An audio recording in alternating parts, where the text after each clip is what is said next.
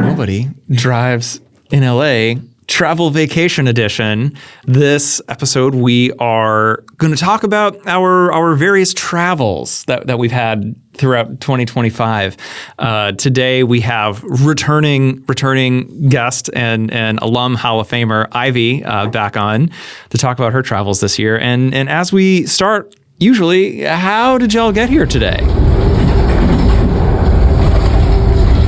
Yeah. All right, I'll start. So today, I'm actually really excited. I'm able to talk about a different route today than I did last time. So this morning, I was actually up in West Hollywood at Kinergy Studios West Hollywood, which is the workout studio that I go to for dance cardio. And a little tradition that I have with myself is that if I have something big the next day, I'll go there the day or the night before, just because it's just like a great community to kind of let out the nerves and stuff. And tomorrow I have my very first lecture as a lecturer at UCLA. So I was like, might as well go. And especially since like WeHo's not necessarily next to K-Town where we are, but it's like closer than the West Side. So I was like, it'd be a nice way to just kind of have a little detour. So from Kinergy, I took the Metro 4 down to Santa Monica and Gower. I don't even know how to pronounce that. I think Gower. Gower, probably. And then I took the Dash Hollywood Wilshire to, where did it drop us off? I think it was Western and 6th, and walked over here and spent the day at the library before our recording now. I took the 92 to the D line like I normally do, and it was completely uneventful. That's it. I will say we're recording on Orthodox Christmas, and there are a lot of Christmas. Angelinos like to jump the gun and throw their Christmas trees out as soon as possible, halfway through Christmastide a lot of times. There are Christmas trees all over the sidewalk. They didn't get in my way or anything, but it's just a subtle reminder that pedestrians are less important to inconvenience than empty cars. And having a Christmas tree in your house through Orthodox Christmas, or just throw, but put it in a parking spot. Oh yeah, instead of in a walking spot. Yeah, park your trees here. Exactly. I live in downtown now, so I'm right by the Pershing Square station. So I simply left my building, went underground, and hopped on the D line from Pershing Square to Wilshire Western. And that spat me out right here across from the library. Ivy, I heard you mention that you're going to be a lecturer, having your first lecture soon. Is that related to? I don't know if that's something you want to share on the pod, but sure, why not? I think you were talking about the first time we had you on. You were talking about how you were working toward a PhD. Yes, but now I have it. And thank you so much. And Kyle was very supportive in being actually able to be there on the day of my defense. And I know Eric had was there in spirit. So I was there in spirit, but I was at work. Yeah, no worries. I was not at work in spirit. Yes, but the class I'm lecturing actually it's not entirely related to what I majored in, which was environmental engineering, but the class is on aging. And the reason I was offered the position to lecture this class is it was a class that I TA'd for the past 3 years. So this will be my 4th year teaching with the class. And one of the professors had to step down for personal reasons. And since I was graduating, they were like, do you want to fill in? And I was like, I don't have a job yet, so sure, why not? And I love what the class stands for. Basically, the full title of the class is Frontiers in Human Aging, and we talk a lot about the biological, social, public policy, and other kind of perspectives on aging and public health and stuff. It's very interdisciplinary. It's a general education class for first-year freshmen, and at least for myself, like I enjoy bringing in my environmental experience into this class, so I'm definitely going to probably talk about transit in there and teach these freshmen about transit and especially what it means for older adults to get around. Is that about like uploading your consciousness into the internet and surviving forever that way? Or is that one of the frontiers? Well, they do talk about how a lot of times, because these students get a chance to do service learning and volunteer with older adults. And one of the things they learn is that, these older adults don't really know technology as well, but it's not a bad thing, Mm-hmm. They have their super helpful super handy way of doing things that they've always done. And the students are able to learn from the older adults as much as the older adults are able to learn from the students. So it's pretty cool. That is actually, I think that is relevant to transit stuff too, though. Maybe more even than your major, because we do have One of my friends, Anusha, who we want to have on the show at some point, she works a fair amount with older adults, and she was asking me about advice or input for an older adult who's sort of trapped at home because they don't have a car and they also don't know how to use transit or apps or anything. So something. Yeah, you can work transit in. Yeah. So you're talking about environmental engineering and aging. What are the intersections from like environmental stuff and aging? Sure, of course. So for this class that I just mentioned, it's pretty unique because it's a whole year long. And the idea is that it's very interdisciplinary. So the students who take it for the whole year get a lot of requirements satisfied. And the first 2 quarters of the course are, the traditional lecture style taught by the professors for the fall and winter quarters. And in the spring, the giant class branches out into different seminars, and each seminar is taught by either a TA or a professor. And the TA or the professor have the chance to design their own seminar on whatever subdiscipline, subsection of aging they'd like to. And for the past couple of years, since I come from the environmental side, I designed mine to be about environmental impacts on aging, and I call it birthdays and Earth days. Environmental impacts on aging and sustainable solutions ahead. And what I talk about there is what it means to age in a place and how the physical, social, and built environment kind of impact where you age. And I guess the students, if any students who are listening are about to take my seminar in the spring, this is a preview for you, but if you're not, the assignment that I have them do is a very in-depth analysis on their hometown. So it's kind of something that everybody can connect to. And it could be either a hometown or somewhere that, has a special place in their heart if people have moved around a lot, but kind of just looking at the many different layers, like their personal perspective on what it's been like to grow up there, the historical context of what's happened there, any like specific contaminants that are very prevalent there, the demographic distribution, what public health and aging in place measures are like there. So kind of just like having something that they can connect to and kind of learn about how your environment can influence how you age. What's an aging in place measure? An aging in place measure is stuff that either the city or the government has put in place to allow people to be able to comfortably stay there for a long time. Like, for example, if you were born somewhere and you've lived there your whole life, as you're getting older, is there access to convenient transit? Can you get your medication? Are there like community centers where you can interact with other older adults and hang out and socialize and do stuff and just live a happy life? Is there do you know offhand like what some of those are for LA? Ooh. For LA, I feel like it depends on the neighborhood. But what I will say is for my hometown, as you all know from the last episode, I grew up in Alhambra, and in the San Gabriel Valley, there is a big community of older adult Asians and Asian Americans.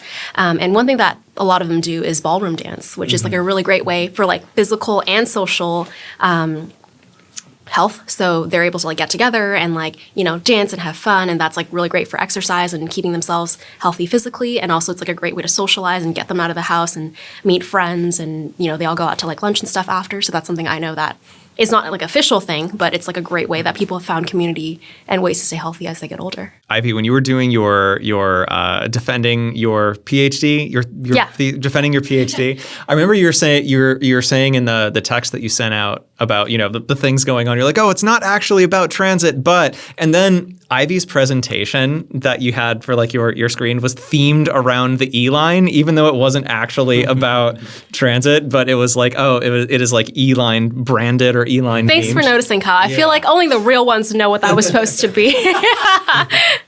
I was very excited when I saw that.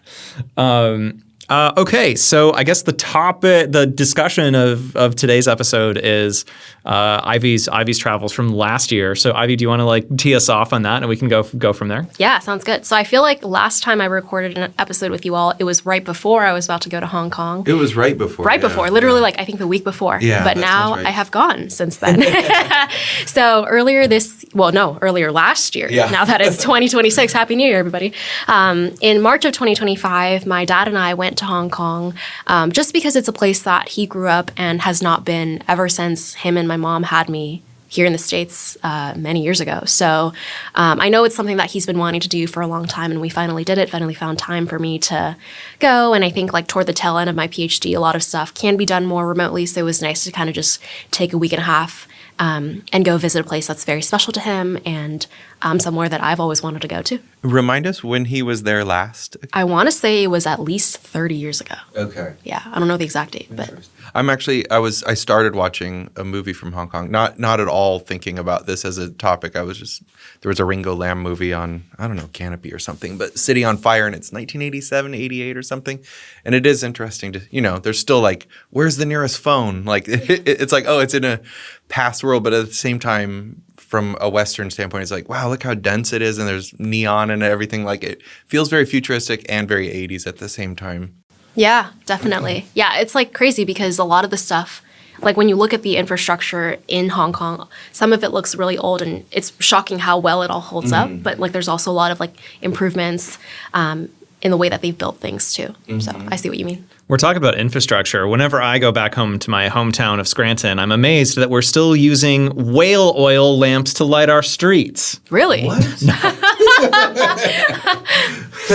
No, I kid, but there is a joke that like, oh, with the world ends, Scranton still has 10 years, and we're very much like that. Like our airport bus drops you off 1 mile away from the airport. So we have a lot of catching up to do with elsewhere. What did you notice when you were over in Hong Kong? Like, what stands out about Hong Kong transit compared to just getting around LA? So much. I love the transit over there a lot because it's just so well connected and so frequent. And I will say, like, LA transit will always have a place in my heart. And I love both equally, but for different reasons, I guess. But over there, I guess the first thing that I noticed was just like how much there was. There are so many different bus routes. So many different train lines. I think the first thing that happened when we got there was my dad and I got to the airport and we're like, okay, we have to get to our hotel. And he was like, okay, like I'll like book a taxi or an Uber or something. And I was like, no, Dad, like we can just transit. Like Hong Kong is known for transit. And he was like, all right, I'll believe you. So I believe we took the A26 bus, if I recall correctly, from the airport to our hotel in Mongkok. And yeah, that was the start of it all. What is the Hong Kong bus experience like? It's great. I think there are some that are for like longer travel from the airport and stuff, and there's some that are just like the smaller city buses, but they're all very roomy. A lot of them are double decker, so there are 2 layers or whatever. Levels. Yeah. I'd heard about these. My dad had told me about them growing up, but I'd never seen one. But I love riding on the top because it's like a great way to get the view of everything.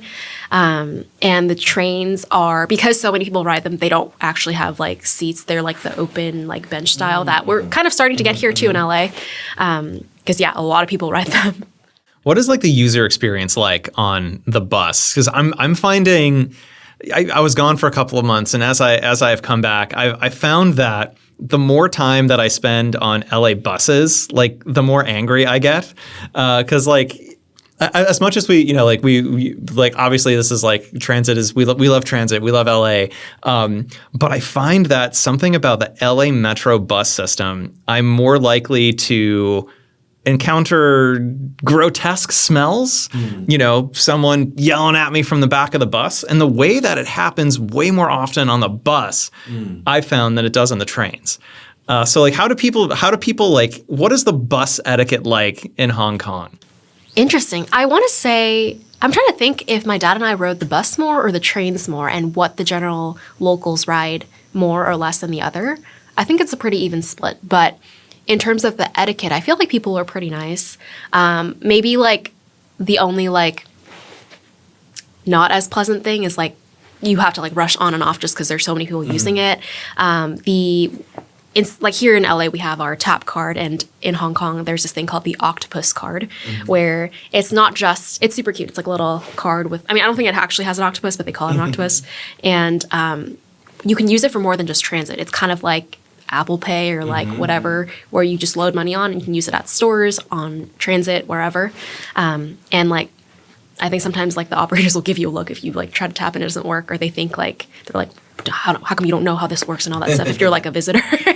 But I feel like the locals, like, I don't know, it's just like a very like on and off, very fast experience. And in terms of like the grotesque smells or lack thereof, what I love about Hong Kong transit for the trains is that every station is like a giant plaza that, there's always like some nice like bakeries with like really awesome smelling like pastries that are always there. There's always like stuff to do once you get out of the station, which I think like makes it more appealing because if people are trying to get from place to place, like as soon as they pop out of the station, there's stuff to do. So it's very convenient and well lit too. I'll actually say that my experience in Los Angeles is generally different. And I think a lot of it has to do with what bus lines you're taking and probably what time of day too, because like the 182 bus, I don't think I've ever had an incident on there with anyone. The fact that it's so infrequent that I can actually remember this guy and I know where he hangs out and panhandles, so I recognize him and he smells very bad. When I got on the D line today, I was like, the train station is a little funky, and some of it's just it's underground and there's no ventilation and stuff. But there's also there are no bakeries, there are no cafes. They're deactivated spaces. They're basically like they have all the personality of a parking garage usually. Which no one wants to hang out in a parking garage for good reason too, except that they have station art, which, is not nothing, but it's not enough to make you want to hang out there. Yeah, it's not interactive. You're not going to like go, oh, let's go to the train station even though we're not taking the train so that we can enjoy well, I have done that once, but to check out the station art, but most normal people don't do that. Our public spaces are all that's the dumping ground for people that we have no social safety net for. So if you're unhoused or you're mentally ill, you don't get a home or you don't get medical treatment. You self-medicate with street drugs and you hang out in public spaces. So libraries and parks and buses and like that's our not great solution. Most other developed countries, you don't encounter that as often. I mean, I'll save my story for London, but there were far fewer homeless people in London than Los Angeles. Yeah, and I guess that's something too that I should clarify my comments about not enjoying the bus. It is not about the people themselves, but about my frustration is with our institutions and how we as a people decide to take care of our people, which we don't. So I would like to see us fix our hearts and fix our social safety net and, make it so that, the bus doesn't smell so bad or that people have resources to shower. Also, and it's not just resources to shower. It's also, there are people that just wear body spray that need to tone it down. There can be different kinds of horrible smells. And sometimes it's just like your Axe is burning my eyes. Did you live through the middle school Axe era? No, that was after my time. Young people are so much more into cologne now than they were during my time. And part of me thinks that's great, but I also think no one has taught them that you really only need to squirt once. You don't have to squirt behind your ears and on your wrists and all over your body and your head and your outfit. So when you're a millennial middle school boy and Axe just comes out and everyone starts needing deodorant at the same time, you would walk into the boys' locker room and there would just be clouds of Axe body spray around people who are spraying all of it, and you could not escape the odor. So as a Gen Xer, my equivalent of that was going on the bus and girls spraying entire cans of Aquanet into their teased out hair. And I specifically remember what part of Columbia, Missouri we were in once and thinking, in the future, people will look back at this era and be like, why did they do that? It did not make their hair look better. This is that future. And I'm in that future now. Well, what I've heard is that when you are spraying your own spray, you don't, because you're so used to it, it smells like you haven't put on enough. Right. But other people around you definitely notice I've heard people say that. I used to have a men's shop and people will say like, oh, I think my cologne is losing its smell or something. It's like, no. You're losing your sense of smell because you wear the same scent every day. Yeah. But just trust me, just one squirt. The other day I'd just come back from a workout class and then my friends were like, you smell nice. And I was like, I smell like sweat. And they're like, whoa, we didn't mean to make it weird, but they just meant they smelled my body spray. How about walking around Hong Kong? What's the pedestrian experience like? I love it. The recurring theme of this episode is I'm going to say I love everything there. What I appreciate is that everything is very close together and a lot of things are kind of built up. So laterally? horizontally, you're not traveling that far to get from one place to the next. A lot of the storefronts are like right next to each other. There's no like, here in LA or in the States where there's like a plaza to park like in a plaza, there's like a place to park, then you walk to the place you're going to. Everything's just kind of like next to each other on the sidewalk. So it's really easy to dip into one thing and then come out and go right next to the next thing right next to it. And there's I feel like a lot of repeats of things that are offered on every block. So like stores to buy, like a drugstore or like a noodle shop or like a fast food place. Like it's all like many repeats of them on the same store or the next store over. So you can always get access to whatever you need. Now that I'm in downtown, I haven't like explored the nightlife of my neighborhood too much, apart from the smell is really close to my apartment, which I love. The smell is a venue. Yes.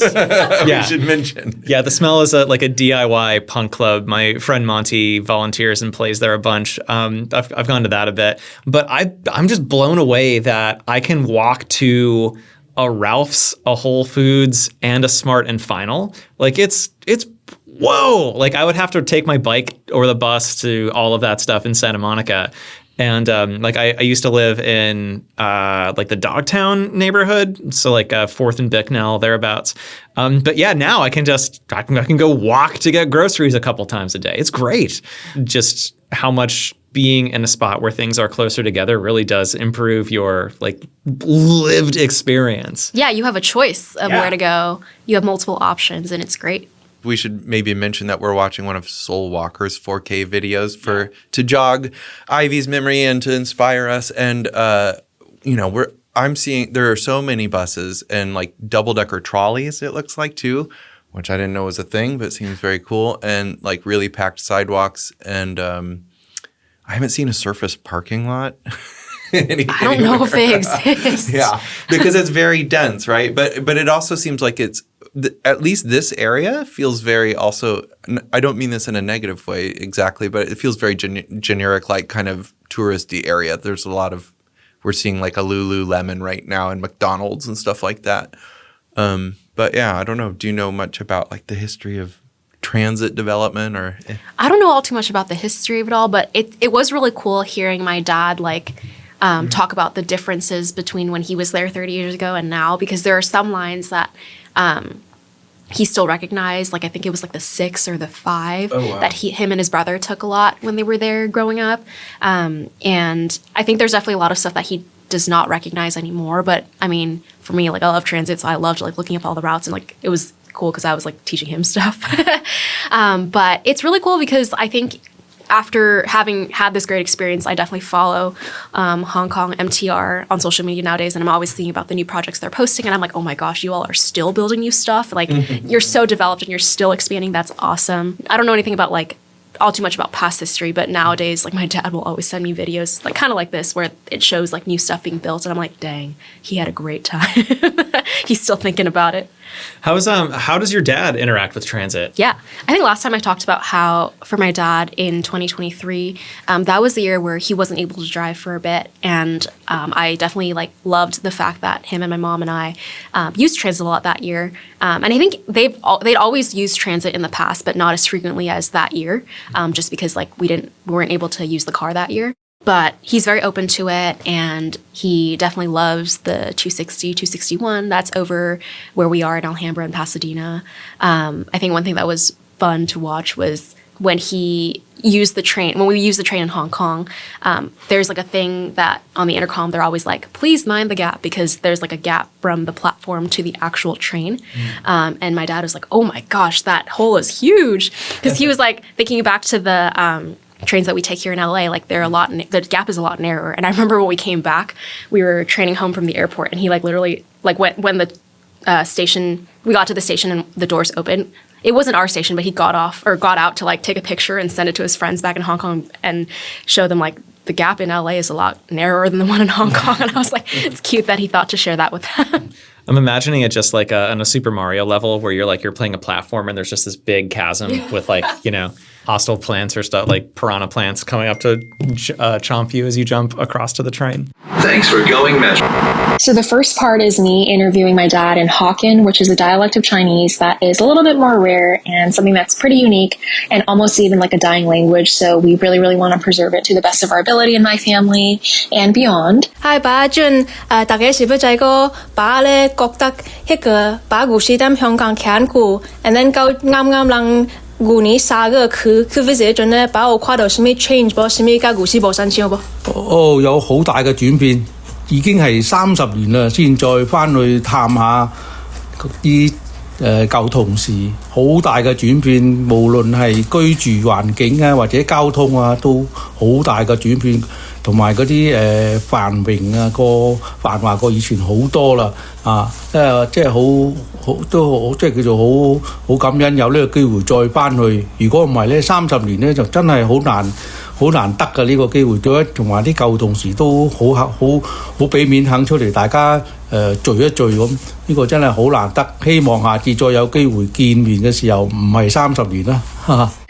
So I asked my dad.Hey Dad, so the listeners are dying to know, have you noticed anything about Hong Kong that's changed between when you lived there for so long and our most recent visit last March?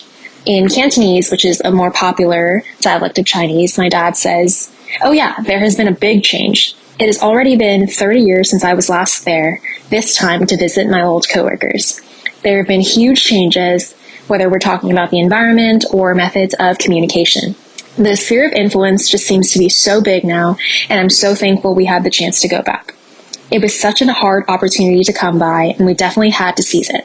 All of my old coworkers were so kind to make time in their schedules to come out for the reunion. Seriously, such a rare occasion, and I hope we won't have to wait another 30 years for the next one. Haha. Yeah, 好吧。咁你覺得啲輕鐵啊、巴士啊嗰啲公車有冇咩變啊？變咧就當然有好大咧，因為30年前咧有好多都未有咁發達㗎，但係我都係叫做好大鄉里咁大開眼界先，即係今次先知道啫。同埋咧，佢有一樣嘢好方便就係即係市民可以買嗰啲八達通啊，坐各類嘅輕鐵啊、公共交通乜嘢都可以使用，所以呢個就係一個極大嘅方便啦。希望不久的將來可以再重回舊居去再探一探啲老朋友咁。In Cantonese this time, I say, okay, yeah, that's definitely so awesome. I was wondering, have you noticed any changes with the light rails, buses, and public transit in general? In Cantonese, again, my dad says, in terms of changes, there have certainly been big ones. 30 years ago, so many aspects of the transit system weren't so booming as they are now. But to be honest, it was only because of my silly curiosities this time that motivated me to open my eyes to explore everything around me.And one thing that's super cool now is that they have the octopus card that you can use for when you ride the light rail or literally anything you want to ride. So this is a truly monumental convenience. I'm super excited to go back again next time, especially to visit my hometown, my old stomping grounds, and just to visit my old friends again. Okay, yeah, 講得好好啊，爸。Okay, thank you. 咁啊 ，thank you, 爸。last time 帶我去玩啦 ，thank you. 唔使客氣嚇，唔使客氣，拜拜。In Cantonese, I say, okay, yeah, you said it so well, Dad. Thank you, and seriously, thanks so much for taking me to visit. And my dad closes it out in Cantonese, and he says, no problem at all. Bye. So my dad and I are one and the same because I too always remember things after a conversation or recording has already ended, but no worries at all. With the power of editing, here is an amendment that my dad wanted to add to his story from earlier. Hello， 係我想補充一下，我以前咧就住喺九龍嘅土瓜灣，紅磡土瓜灣。九龍城嗰度係好近機場啊！以前嗰個時候啊，成日有出去行下望下上空，見到啲飛機飛過，真係好熱鬧啊！咁啊，但係而家呢個面目已經冇啦，即係因為機場已經搬咗去赤鱲角啦咁同埋咧我住近嘅呢度咧就有個叫做海心廟，嗰度咧就係最方便啲人夜晚去乘涼啊，去望下上空啊，望下啲飛機咁好近啊！即係覺得即係非常之熱鬧。So, in Cantonese, my dad says, Hi, I just wanted to add on to my story from earlier. I used to live in Kowloon, specifically in the To Kwa Wan, Hong Ham neighborhood. This area was super close to the airport, and whenever we went outside on walks or just to browse around, we'd always see a lot of planes flying up high, and it was so lively. But in the present day, I can't really paint this scene anymore because the airport has already moved locations. Also near where I lived was the Hoysam Temple. It was a super convenient place for people to just get outdoors and stargaze. Seriously, such an excitement-filled area, and it's bringing me a lot of nostalgia. Okay, that's all. Thank you. Bye. Bouncing back to a slightly earlier discussion about like hostile architecture, or about like how our train stations aren't really activated to be used. I know that this is a piece of hostile architecture, but I really like it. That at the Pershing Square station, on the speakers inside the station, they're always playing classical music. And like really like plinky classical music with a lot of like kind of harpsichordy and piano stuff going on, that I understand that is to like dissuade people from camping out and living there. But when you're just waiting 10, 15 minutes for a D-line train, it's like so nice to have something to listen to. You know? I actually didn't know they did that. But they do it at a couple stations. Yeah. But here's a weird point. So they do that to drive you out of the station. But at Union Station, they have a piano that anyone can play, and that's to make it nice. And so you want to hang out there. Like it's like, so what's the logic? What is it? You want to hear an amateur banging away on a piano, that makes you want to hang out, but hearing a recording of classical music makes you want to get the hell out. And also, like, don't try to drive people out of stations. Make them want to stay. Yeah, earlier I was thinking about like the two stations off the top of my head that are Hong Kong-esque in the sense that there's stuff to do is, I would say, Union, and also 7th and Metro, because there's the block. Yeah. And like the block, I think, is like a good example of what walking out of a station in Hong Kong feels like. It feels more integrated into the station than most. Yeah. And then Union Station is different because it predates Metro and is from the 1930s when people put shops in trains still. But also when you got back, you took your dad to the opening of the new train station too, right? Yeah, I took my dad, my mom, and my aunt and uncle, my dad's younger brother and his wife. And yeah, they were super curious about the process, and we all were free that day. So we had some lunch. We had some dim sum in Monterey Park. Then we drove to the Atlantic Station, parked there for free, I think, because if you're a top card holder, it's free. It might have also been free that day because of the opening. I don't remember. Oh, something like that. Oh, yeah. What station opening is this? LAX. Oh, okay. Yeah. Cool. Yeah, so we took the E-line from Atlantic Station to Expo Crenshaw, and then Expo Crenshaw, we took the K-line, down to LAX Metro Transit Center. And you wore the colors of the K-line and C-line, right? I did. Thanks for remembering. Yeah, I wore this like pink shirt that my aunt had made, and then I had like a green jacket. Yeah. That just had to be. I love being festive. Did anyone else clock that? Like, oh, you're wearing the C and K line. I think somebody I had met at a different transit meetup. Somebody I had met. I think we like had made eye contact but didn't recognize each other fast enough to say hi. But afterward on Instagram, we were like, oh my gosh, like I think I saw you, and then they recognized my colors. I think we should do the next time we do a meetup, we should do an LA Metro cosplay contest. Like who can best embody their favorite line or their favorite bus route. Ooh. What line would you dress up as? That'd be great. And then people have to guess. Like you're clearly the 720. E-line for me. This isn't like cosplay train line dress up related, but I've been wanting to do like from the podcast for our reels and stuff. I'll record a little sound snippet while I'm on the bus or I'm on a train, and I'll use that to just put some sounds behind to use for our reels and stuff. And I was thinking I want to do something that's maybe a little bit more conceptual and focused about do an instrumental piece about a different train line or something. And I think my concept for the E line is it's going to have to be like really, really, really, really fast stop. And then really, really, really, really slow tempo change, like when you're getting into downtown. That's so true. And when you're hitting all of the street crossings, because we don't have signal priority and we don't have like timed gate crossing, so it's got to be really, really, really fast, slow, really, really, really fast stop, and then just pause for 8 minutes while you're waiting at Pico Station. That's so accurate. I was just going to say Pico takes forever to go past. I read in Streets blog something about them getting signal preemption or something, that might be coming to the E-line. I could be making that up. It could have been a pleasant dream that I had, but... Should we talk about Kyle's experience the other day with the crash? Oh. Yeah, if you want. That was E-line, right? Oh, yeah, that's E-line related. Cool. That was fun. So, I'm new to downtown, and now that I'm living in downtown, I take the train or the bus just about every day.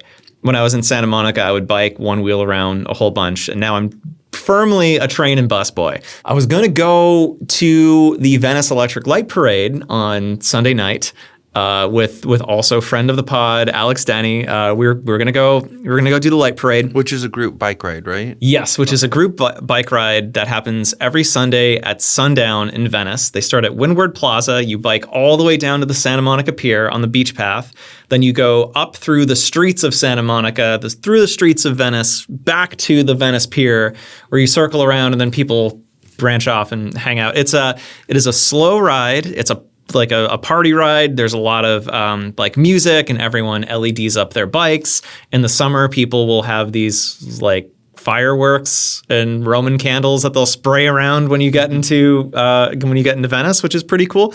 It's one of my favorite things to do on the weekend. But I'm like, okay, great. I got my LEDs hooked up on my bike. I'm gonna hop on the train, do the bike ride. It'll be great. When I got to the USC stations, the train stopped. I believe it was before Expo Vermont, USC Vermont station, one of those. Note to self in the future, Kyle, edit in the correct names of the stations when you have a chance to look it up on your phone. But it was right by the Natural History Museum. Yeah, right by the right before USC. And the train just stopped, and we were held there for a good 20 minutes. Then all of a sudden we see fire trucks outside. Like, oh, this is wild. They open up all of the doors on the trains, and they have us jump out of the train, walk down the tracks to the next station to get out of there. At Expo Western, I believe. Again, I'll edit in the correct name of the station. A car had driven on. A car had blasted a train that was passing by.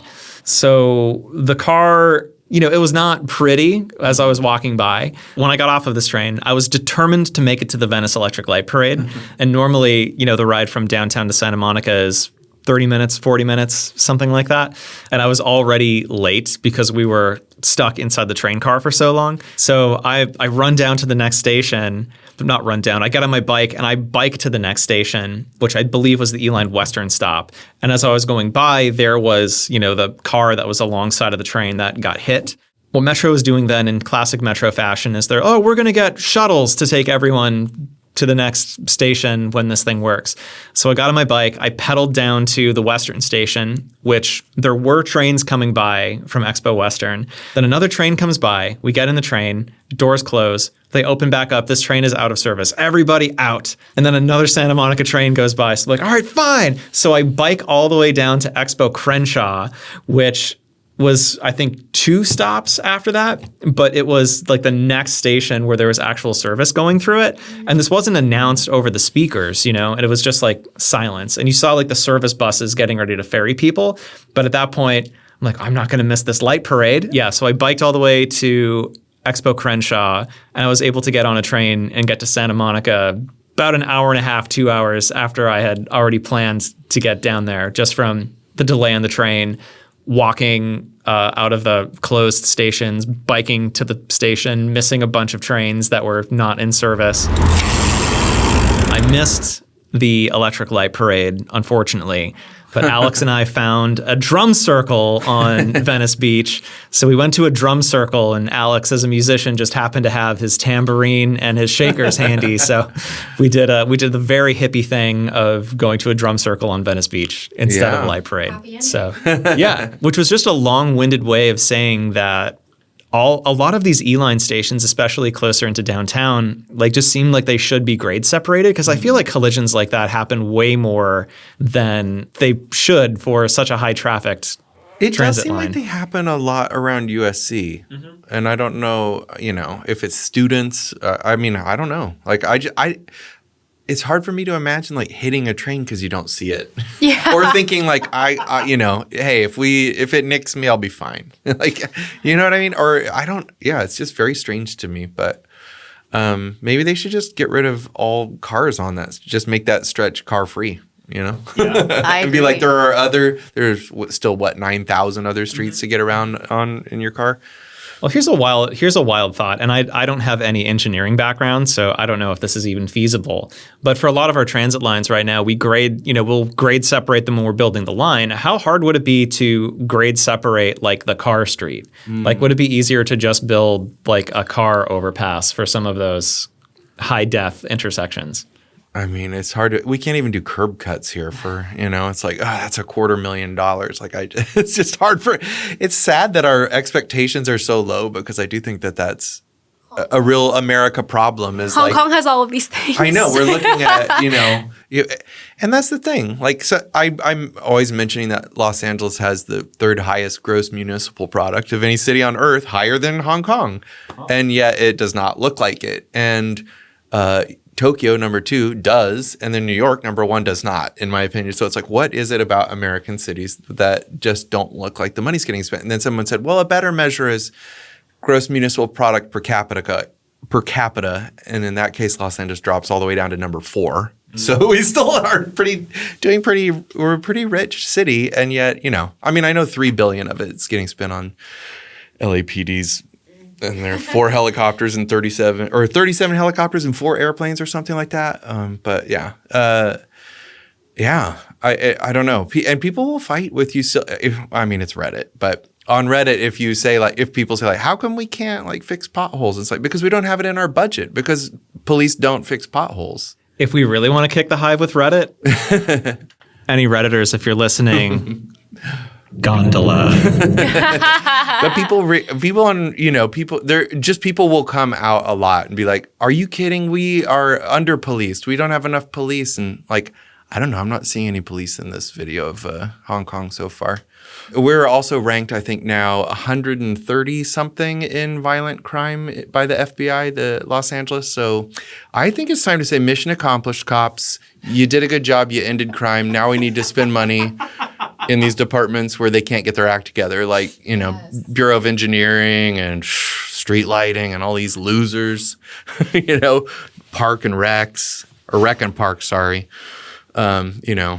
Sorry, these guys are just not doing a good job. We got to take your money and put it over there. Ivy, does anything stand out that you want to mention while we're still talking on your travels in Hong Kong? It's just super cool to see how the infrastructure in Hong Kong and how everything, like I said in the beginning, everything is so connected, and a lot of lines will have the same terminal stop. So it's kind of like you can get on and off wherever, you can come from wherever and go wherever. A lot of the lines that my dad and I took ended at the Admiralty station. And it was so cool to just see how big the stations are, because you can literally go from any line to any line pretty much. And yeah, my dad and I loved the East Rail line that we took a lot while we were there, because it was near where we were staying and connected to my dad's family friends and his old coworkers. Yeah, I don't know. All great things to say. I'm curious, and this might be way too much to dig into in the last 5 to 10 minutes, but did your dad say anything about how it's changed because it's no longer administered by the British? How that's changed in any way? And also, I'm just curious, because I thought I heard that Cantonese is sort of being replaced by Mandarin largely in Hong Kong. Ooh, I guess we didn't talk about the culture aspect. Yeah, let's talk about that. Yeah. I think one of my favorite parts about going to Hong Kong was just it was the culture I grew up with, and it was crazy to see it entirely all around me. Whereas in LA, it's it was definitely a big part of the San Gabriel Valley, but there's a lot of English and other languages too. But going here and being able to kind of understand the slang and what people were saying in transit and stuff was awesome. I think I still heard mostly Cantonese. I don't think Mandarin was all too much taking over, but both great languages. I loved the food. It was so cheap and so good. And in terms of what my dad said about how things have changed since the handover. I think back then my dad mostly took buses, and he didn't really take trains until me here. So I don't know if he had any comparisons, but I don't know. My dad is really proud that I was born in 1997. He's always been really proud of that. What was the best food you had in Hong Kong? I think this egg tart that was at a bakery downstairs from our hotel, because I liked how I love all egg tarts, but the ones here, they usually make it with all egg tarts are beautiful. Equality for all egg tarts. But the ones here, a lot of times they make it with the what is it called? Like the pastry, like the flaky crust. But the one there, they made it with a pie crust. And I love pie crust. So it was like a cool little mesh. How easy is it, if you noticed, for a vegetarian traveler to eat? Were there veggie options, or is it pretty meaty? Oh, I know. Asking as a fellow vegetarian yourself, it's very, I don't know, like, I think a lot of Asian foods are very meat heavy, but I think because Hong Kong just has a lot of options, it wouldn't be too hard to, if you went to one place and they didn't have anything, it'd be very easy to just walk a couple steps across the street or whatever and find somewhere else. Because I do know, like, at least like for my mom, like she practices Buddhism where she eats vegetarian on the 1st and 15th of every lunar calendar month. So they have to have something, I'm sure. Yeah, I guess the closest thing I can compare it to, I'd love to go to Hong Kong, but having been to Taiwan, Taiwan is like number 2 most veggie-friendly country after India. So it's extremely easy to eat vegetarian in Taiwan. But then I honestly had a harder, in Asia, I had I was surprised that it was not too hard to eat vegetarian. In Korea, there were dedicated vegetarian restaurants. But Japan was difficult in large part because of the language barrier. And my Japanese is really bad, so it was really hard to communicate to people. Something as simple as, vegetables are okay, mushrooms are okay, seaweed's okay, and then it would be like, what about octopus? Like, no, that's not one of those. Well, I think in Hong Kong, people just like value vegetables in general a lot, whether as a side dish or a main dish. So I think you'll be fine if you go there. I mean, I've survived everywhere so far. So, what is one thing that you would love to take from Hong Kong transit and slap it on LA transit out here? A transit magic wand, but that's like handed to you from Hong Kong MRT or. I think last time I said connectivity or something for LA, but I would say that, but also the frequency. Because what I loved about Hong Kong is that if you miss one train, you're fine. The next one will come in like 2 minutes, 4 minutes. So I think here, if I ever have to plan a trip that requires transfers, I'll look at the route in advance and then kind of like plan my day around that. But I would love like for the idea of like being able to just like plan your route but not care about when you go, because in Hong Kong you can just go whenever, and if you don't make it, the next one's on its way. So it's very freeing to not have to think about that. Right. Like, how am I going to, because I'll do like, okay, and then I'm probably going to leave at the event at this time. So then I need to put depart at this time to figure out which route I'm going to take. Whereas it would be nice if you're like, okay, I think I want to leave this party now. And then you just walk to the stop and then get on, Yeah. The Pershing Square station is fantastic because you catch both the D and the B. Whether I'm going to Union or whether I'm going up to 7th and Metro, it's been raining out here, and like the pet cats that I was raised by, I do not like when my coat gets wet.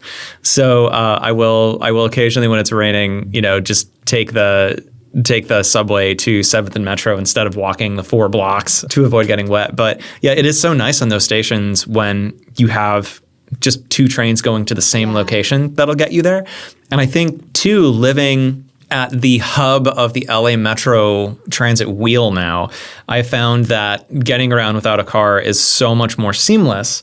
Living in downtown, like I can get to my commute to like the EcoSet warehouse is like 20 minutes on the 94 now, when, it used to be 2 hours to do the E-line, a transfer late at night, trying to figure out which one's coming, where do I go? Living at the hub of the wheel is so cool. And I wish we did have more interlining, I guess, where you could hop between those or have more lines that share more stations. So yeah, that would be really sweet. Yeah, if I miss Hong Kong, I'll just come into downtown and just pretend for a day.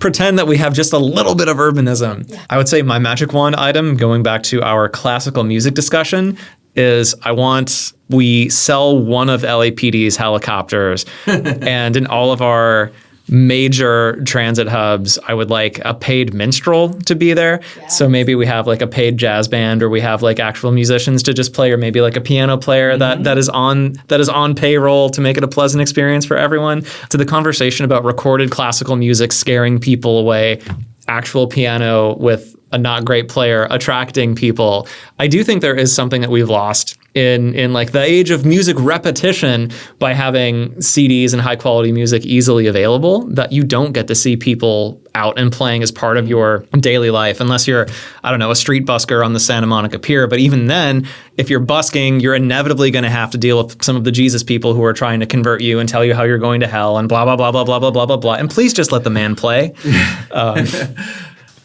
I realized I was kind of trying to push this idea of having more noise pollution enforcement about the Jesus people. But then I was like, well, but I do want other kinds of amplified noise. I just don't want that amplified noise. So I don't know. I got approached on the bus yesterday. Oh, really? Yeah.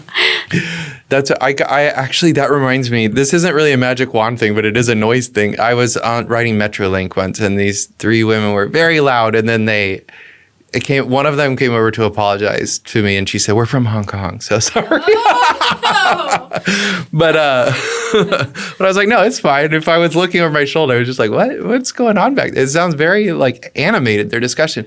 I guess if I had to take something from Hong Kong Transit, having not been there, I would say, I always just think, I know I've said something like this before, but I just think we should have metro announcements.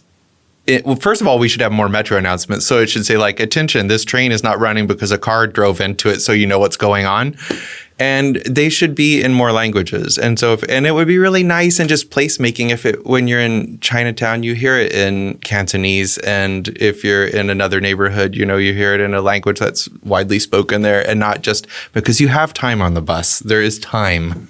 So you can hear the announcements in other languages. I am confirming that they do it in Cantonese, then Mandarin, then English in Hong Kong. It's great. And in a lot of other cities I've been to, they'll do it in multiple languages. Even if like 98% of the people in that country speak one language, they're like, well, we have tourists, So it's just something to think about, because here they're not even just tourists. We have a very multilingual city.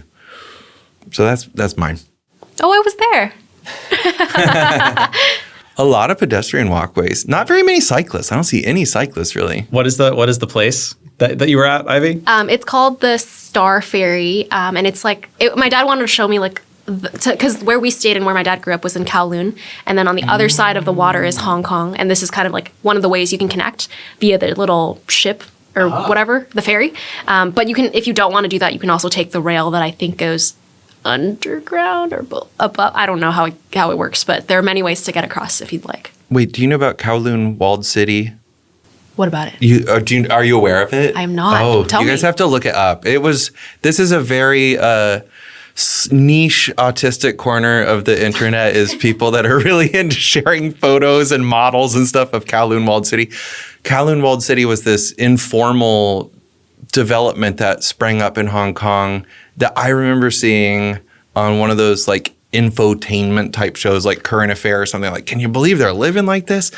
And I just thought it seemed so crazy. I mean, I'm sure it smelled and was hot and wet and like all kinds of uncomfortable, but people would just, if your neighbor died or moved out, you might just like knock a hole through your wall into their wall and then take over that part of the apartment. So it was very informal and organic, and there were like restaurants inside of it. And if you look, I mean, it just looks like a crazy space. It's very cyberpunk. There would probably not have been Blade Runner or cyberpunk without Kowloon Walled City being a real place in Hong Kong.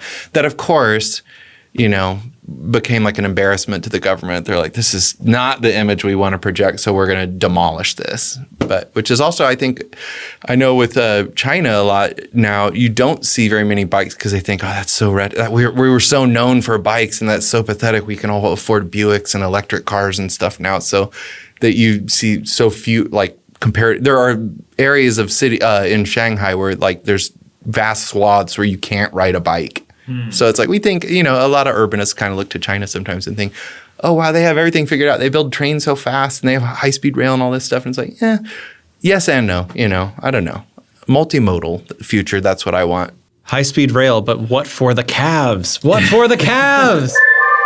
Well, okay, we'll see you at the bus stop. We're on the ferry. On the ferry. We'll see you on the ferry. We did.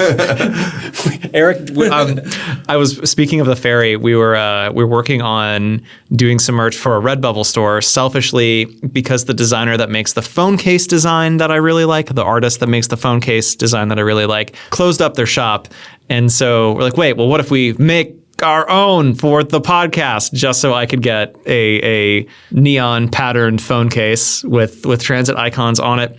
And Eric's suggestion was every transit mode imaginable for his theme design. And one of them, I've got 12 icons now. I need 3 more to make the pattern work. What else do we need? Ferry. I'm all about ferry representation and aqua buses. I love Water. I love being on the water. Yeah. Oh, I thought of a plug. Okay. Okay. So when my dad and I were in Hong Kong, one of the places I was very adamant about going was the Hong Kong Railway Museum, because we love transit. And it was this cool like open air museum where you could see a lot of like the old MTR trains and just like many different types of vehicles that have been used over the years in a lot of Hong Kong history. And in order to get from where we were to that museum, we took the East Rail Line to the Tai Po Market Station, and sadly that is where that fire that happened recently occurred. So if anybody feels compelled to donate, that is a great thing to support. Yeah. Cool. We'll link that in the show notes.